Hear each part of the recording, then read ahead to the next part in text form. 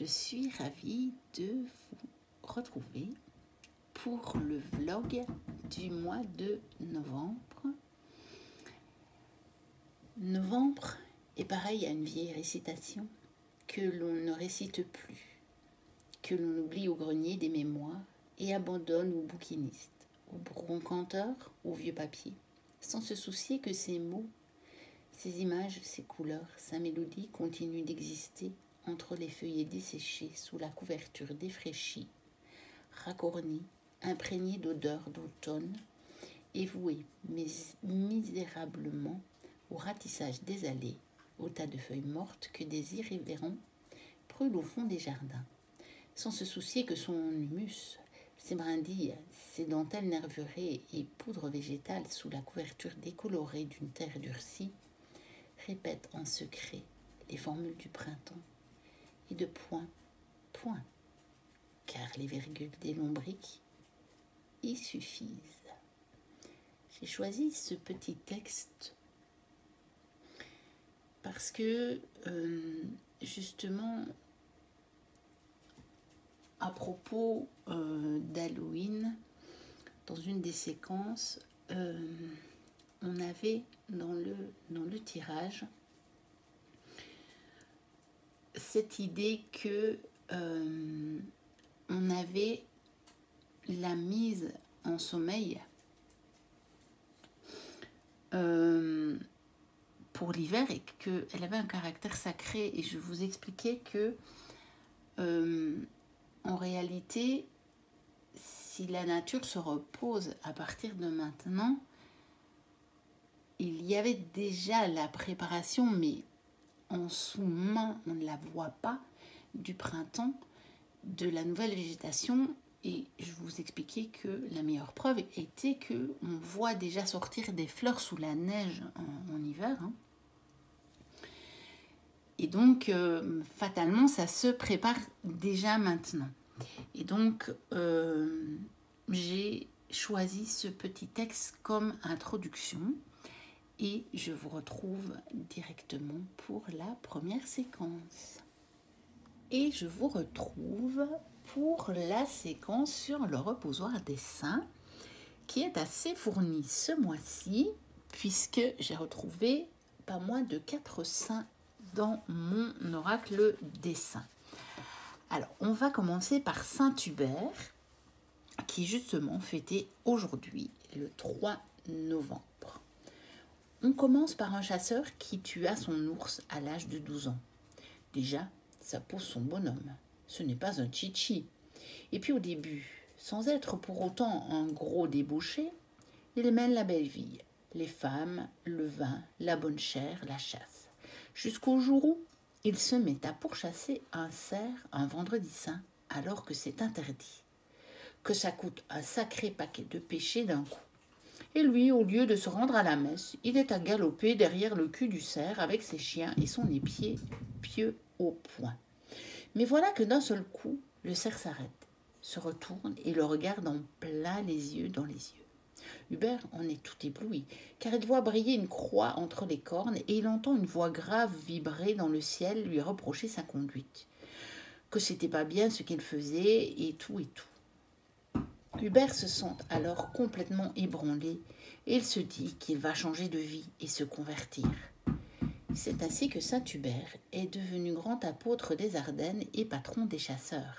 Il guérit la rage et éloigne les mauvaises bêtes. Donc, Saint Hubert, je l'ai retrouvé dans l'oracle des saints, donc de Marie Delclos. C'est pas écrit là, mais voilà, on l'a sur le petit livret et on va aller voir, justement. Elle est tombée, donc on a bien Saint Hubert avec le cerf et la croix et le chien. Donc on va la mettre ici pour le moment. Et donc, je vous lis ce qu'il y a dans le petit livret. La croix sur la tête du cerf nous rappelle que chaque être vivant est un fils de Dieu. Cette carte symbolise donc la reconnaissance de ce fait par les hommes évolués. Par ailleurs, par un jeu de mots dont étaient friands nos ancêtres, Les bois du cerf font référence au bois de la croix et aux 2 croix des malfaiteurs qui furent crucifiés en même temps que Jésus. Alors, au niveau du message, cette carte nous indique une découverte qui va provoquer chez le sujet une réorientation dans sa vie, qu'elle soit professionnelle ou sentimentale. Sur le plan spirituel, la voie indiquée est une voie d'humilité et donc on nous redit qu'il est le patron des chasseurs et des forestiers, Saint-Hubert, donc, qui était le prénom de mon grand-père et d'un de mes oncles, tous les deux, bien sûr, partis de l'autre côté maintenant. Enfin, mon oncle aurait pu encore être en vie, c'était le plus jeune de la famille et j'ai encore un oncle et ma maman qui sont encore là. Mais bon, mon grand-père, pour le coup, il aurait été bien âgé. Alors, nous continuons avec le 11, avec Saint-Martin. Encore un saint pas fier et bien planté sur terre qui, lorsqu'il était officier en garnison à Amiens, n'hésita à partager son manteau avec un miséreux qui grelottait de froid. C'est le patron des cavaliers, des vignerons et marchands de vin. Autrefois, on buvait le vin nouveau en fêtant Saint-Martin et on mangeait traditionnellement de l'oie rôtie. Pourquoi de l'oie ? La légende rapporte, il est une noble cité sur les bords de la Loire. Tours est son nom. Là vivait Martin. Quoique très jeune, il se montrait déjà si bon et sage qu'on voulut l'élire évêque. Mais humble, il refusa cet honneur malgré l'insistance de bonnes gens. Comme on le pressait de toutes parts, il prit la fuite et alla se réfugier dans une vieille cabane pleine d'oies où il pensait qu'on ne le trouverait pas. Les poursuivants allaient continuer plus loin leurs recherches quand les oies, effrayées par sa présence, se mirent à trompeter et à faire un tel raffut qu'elles signalèrent sa cachette. Martin fut découvert, tiré par les pieds, emporté et conduit jusqu'à la ville où on lui imposa la mitre. Pour les punir de leur trahison, Martin pluma toute la volaille et s'en régala. Saint-Martin est aussi très apprécié grâce à son âne. C'est en broutant les pouces tendres des sarments qui se mirent à donner 10 fois plus de raisins que le baudet de Saint-Martin apprit aux vignerons à tailler la vigne. Il est aussi réputé pour rendre de la vigueur aux enfants faibles et renforcer les jambes de ceux qui tardent à marcher. On dit qu'il fait la nique à la vieille. L'été de la Saint-Martin dure 3 jours et un brin. Et ce sont quand même des saints assez connus en fait ce mois-ci. Donc voici Saint-Martin avec cet homme avec qui il partagea son manteau. Donc voilà. Et on a quand même quelque chose d'assez approchant. Je vais vous montrer l'illustration. Je vais essayer de vous le montrer dans l'éphéméride, mais le bouquin est très très grand. Oui, mais ça va le faire. Voilà. Donc nous avons ici l'illustration de l'éphéméride et nous avons ici l'illustration de la carte. Et je trouve que il y a quand même pas mal de similitudes. Elle représente en tout cas bien la même scène et nous avons quand même vraiment des choses assez similaires. Alors, voyons le petit message de Saint-Martin dans le petit livret de l'oracle. Cette carte symbolise le partage et la fraternité, le sens du social et de la justice. Sur un autre plan, elle symbolise l'évolution spirituelle, le changement intérieur que les religieux symbolisaient en prenant l'habit. Saint-Martin, en se dépouillant de la moitié de son manteau, commence par cet acte son changement de peau. Alors, au niveau du message, elle indique des parts égales dans une affaire, une association, un héritage. Et on nous dit que Saint-Martin est le patron des tailleurs d'habits et des voyageurs. Je pense que là, c'était pas signalé dans l'éphéméride. Donc voici Saint-Martin. Alors, nous continuons avec Sainte Cécile, qui est aussi bien connue, en tout cas des musiciens. parce que c'est la patronne des musiciennes. Au soir de ses noces, la douce Cécile arriva à convertir le mari qu'on lui avait imposé. Celui-ci fut décapité peu de temps avant elle à Rome en 232. Sainte Cécile, on ne sait pas trop pourquoi, a été choisie comme patronne de la musique et des musiciens. C'est en son honneur qu'en Bretagne, on chantait chaque 22 novembre la complainte de Marie-Vonique, la jeune vierge capturée par les soldats anglais qui s'est jetée à la mer pour son honneur gardé et a échappé à la mort miraculeusement. Alors, je ne sais pas pourquoi c'est Sainte Cécile qui est la patronne des musiciens, malgré que, évidemment, c'est une sainte que je connais depuis longtemps, étant musicienne. Donc, voici la carte de Sainte Cécile. Nous allons la mettre là. Je l'ai mis sur l'illustration parce que je la trouve quand même plus jolie. Et nous allons voir dans le petit livret ce que ça peut nous dire. Cette carte symbolise par la blancheur de la robe, la pureté et par les robes rose rouge, l'ouverture du cœur et le sacrifice. Par l'épée, elle symbolise la recherche de la justice et par l'or des cheveux, la lumière de l'intelligence. Le luth évoque le pouvoir suggestif de la musique qui ouvre à l'esprit de l'homme ce que la parole ne peut ouvrir. Et puis qui est quand même un langage universel. Alors, au niveau du message, elle nous indique que nous sommes au sommet de notre art, quelle que soit notre profession. L'harmonie règne au sein de nos affaires et ou des gens qui nous entourent. Sur le plan spirituel, la voix indiquée est toute voix en rapport avec la musique ou la science traditionnelle des sons. Et elle est donc la patronne des musiciens. Mais ça, on l'avait déjà dit.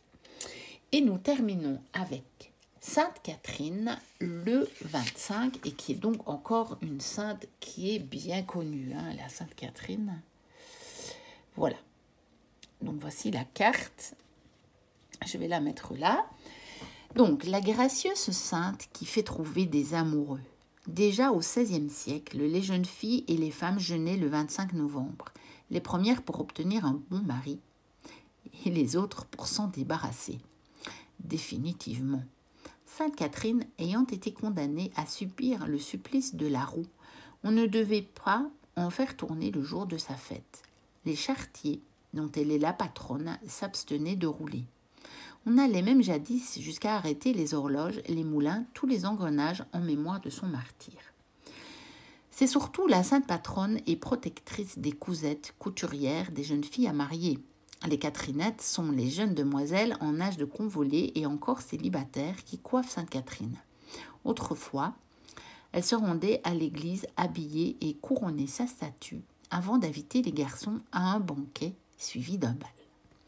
On disait que les Catherinettes qui cueillaient le 25 novembre 3 branches de 3 arbres différents et les disposaient dans une cruche d'eau à la Noël devaient les retrouver fleuries en rentrant de la messe de minuit. C'est que, à la Sainte Catherine, tout bois prend racine. Tout bois planté ce jour-là poussera plus fort et défiera le temps. C'est un proverbe bien connu, une citation, parce qu'on peut peut-être pas vraiment parler de proverbe, mais en tout cas, c'est une citation bien connue. À la Sainte Catherine, tout bois prend racine. Alors, dans le petit livret de l'oracle, on nous dit « Par la roue que tient la Sainte, cette carte symbolise les cycles temporels auxquels nul ne peut échapper. C'est la roue du temps qui permet aux êtres d'exister, mais c'est aussi la roue du temps qui met fin à leur existence. Par l'épée, elle symbolise le tranchant du verbe, de l'intelligence et de la parole. Et nous avons donc 2 fois l'épée ce mois-ci pour symboliser ce tranchant du verbe, de la parole et de la justice. Donc elle nous indique une victoire dans les discussions, les débats. Elle peut aussi nous signifier une reconnaissance publique des œuvres ou des travaux de ce qu'on pourrait avoir réalisé. Sur le plan spirituel, la voie indiquée est une voie passant par l'étude des textes sacrés. Et Sainte Catherine est la patronne des philosophes et de tous les métiers utilisant des roues. Voilà pour la séquence sur les saints du mois.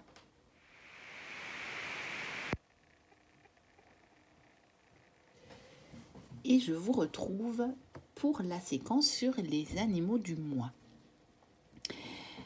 Alors, l'almanach de la sorcière de Catherine Queneau nous dit que l'animal du mois est la biche.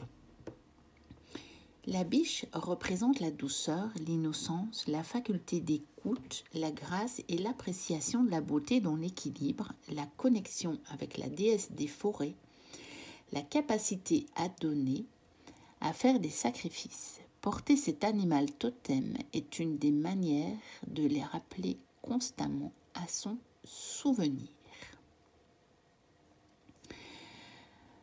Et cet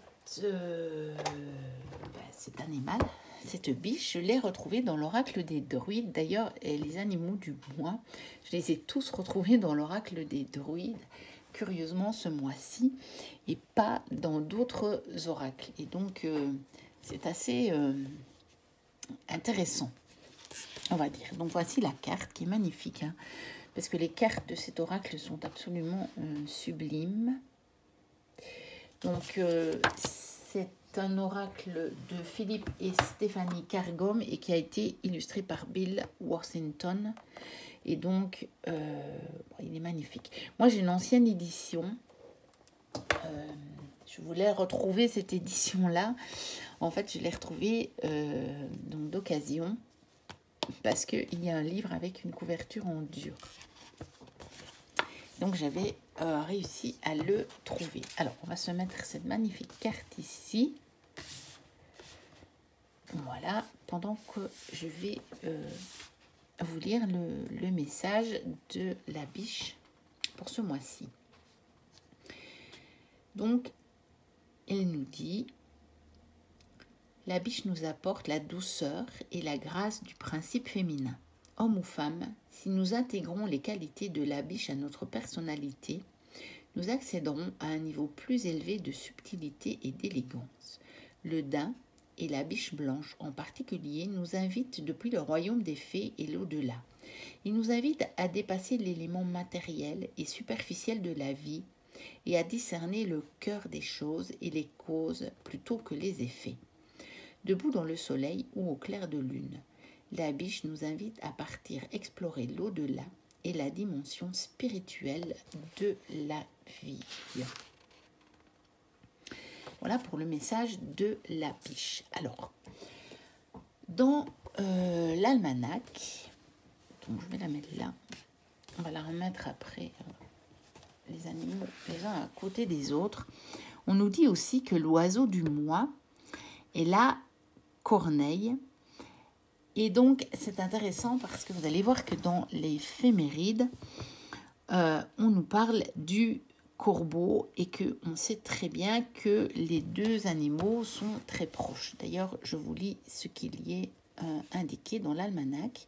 La valeur symbolique de la corneille est très proche de celle du corbeau. De même que pour ce dernier, de même la légende affirme de son plumage qu'il était originellement blanc. Dans le domaine celtique, si la corneille était parfois attribuée à Bran, elle était d'abord en Irlande le visage de la terrible fée Morgane. Et donc c'est intéressant puisque nous entrons aussi dans cette période où, moi en tout cas, je trouve que la connexion à ce monde celtique est assez évidente. Je ne sais pas pourquoi, mais c'est vers cette période que je ressens le plus cette connexion.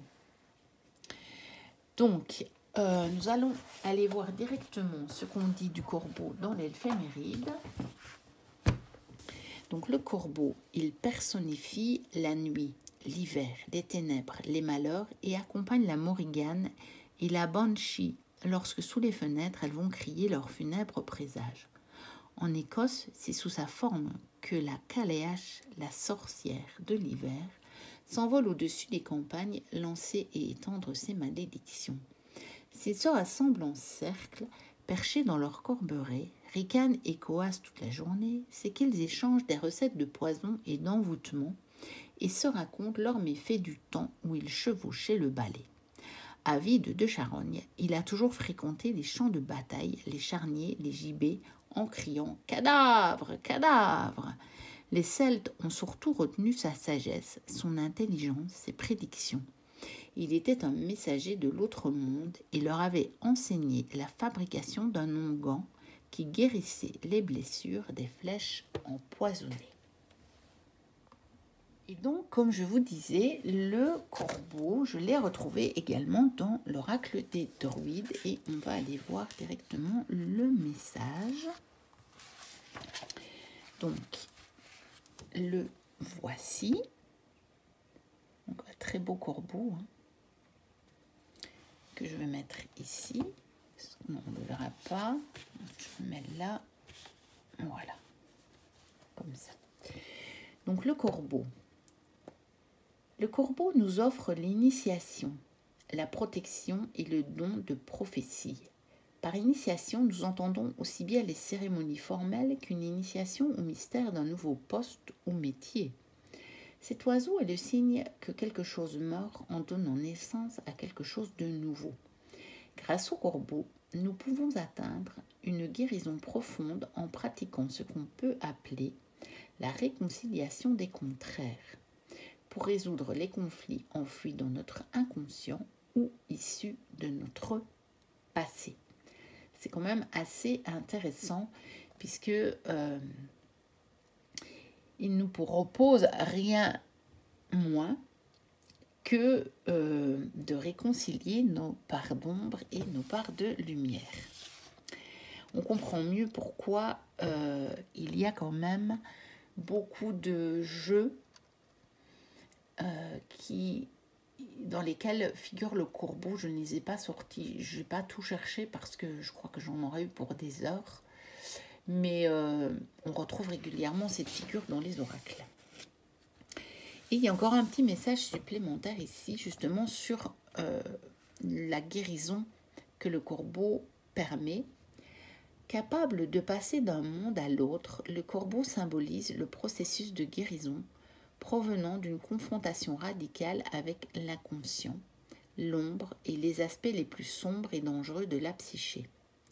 Le lien entre le corbeau et la mort est également un lien avec la profondeur, la psychologie des profondeurs et la force évolutive contenue dans l'initiation qui marque la mort plus ou moins radicale de notre ancienne personnalité et la naissance d'un nouveau soi. Ce lien entre le corbeau et la guérison explique qu'on ait représenté l'oiseau dans certains sanctuaires miraculeux du monde celte ainsi que dans l'iconographie romano-celtique où il accompagne les divinités bienfaisantes. Il est d'autant plus fort que le corbeau est l'oiseau des prophéties et de la divination, faisant partie intégrale de l'art du guérisseur. Le corbeau voyageait jusqu'aux recoins les plus sombres du monde des profondeurs pour en rapporter des visions et des conseils à l'usage du malade et du guérisseur. On a depuis des siècles utilisé le corbeau pour rendre des oracles. Les druides irlandais se fiaient à son vol et à ses cris, et on disait encore en 1694 dans le Herefordshire qu'un corbeau chuchotait toujours une prophétie 3 fois. Et c'est intéressant quand même ce rapport aussi avec la divination parce que je pensais justement, et je vous les remontrerai, bien que je vous les ai déjà montrés maintes et maintes fois, je pense. Mais plus loin dans le vlog, je vous remontrerai mes jeux sur le thème du corbeau, justement, de la corneille et du corbeau, parce que ce sont des jeux qui sont chers à mon cœur et que plus j'avance dans la connaissance de cette symbolique du corbeau, et plus je comprends pourquoi. Et puis nous allons terminer avec un animal un peu moins commun quand même et qui est donc le sanglier. Le sanglier, le chien du diable, tient une place importante dans le bétail des ténèbres. Il est souvent monstrueux et sanguinaire. Mais s'il représente l'hiver et les hantises effrayantes de novembre, la lueur courbe et aiguë de sa dent déchire aussi les ténèbres et ramène le soleil. Ainsi, on avait coutume en Allemagne comme en Angleterre de servir au banquet de Noël une hure de sanglier, pomme en gueule, couronnée de houx, de rubans. Le monstre obscur de l'hiver lunaire, une fois sacrifié et mangé au solstice, les jours redevenaient plus longs et lumineux. Et donc, le sanglier, je l'ai également retrouvé dans l'oracle des druides. En voici la carte. Il n'est pas trop effrayant sur cette carte. Il faut dire que dans cet oracle, les animaux sont représentés de manière plutôt positive. On va la mettre là pour qu'on la voit bien. C'est de faire en sorte que vous voyez les 3 animaux. Voilà. Donc le sanglier. Le sanglier nous aide à acquérir l'esprit guerrier et à trouver notre but dans la vie. Ce puissant animal sauvage nous appelle dans la forêt pour nous révéler un secret sur nous-mêmes et le monde. Les sentiers du sanglier, que l'on trouve encore au pays de Galles, en Cornouailles, en Écosse et en Irlande, existent également dans le monde intérieur. En les empruntant, vous vous retrouverez face à un animal symbolisant la vie sauvage et la force indomptable présente en chacun de nous.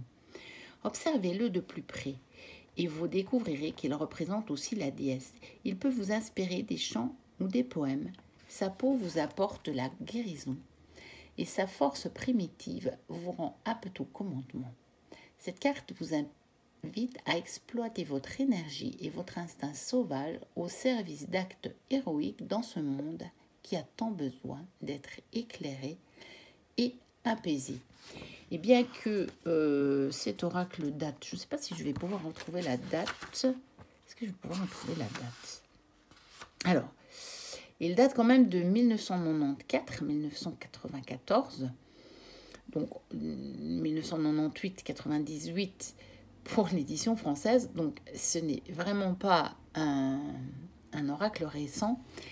Et je me faisais la réflexion que c'est tellement encore d'actualité dans ce monde qui a tant besoin d'être éclairé et apaisé. Comme quoi, le monde évolue, mais lentement. Donc voilà pour la séquence sur les animaux du mois. Novembre, toi dont l'invisible présence chasse les feuilles mortes, tels les spectres fuyants d'un magicien. Nous voici arrivés à la fin de ce vlog. N'hésitez pas à liker, à commenter, à vous abonner si ce n'est déjà fait. Moi, je vous dis à très bientôt pour une prochaine vidéo. Et d'ici là, portez-vous bien. Bye bye.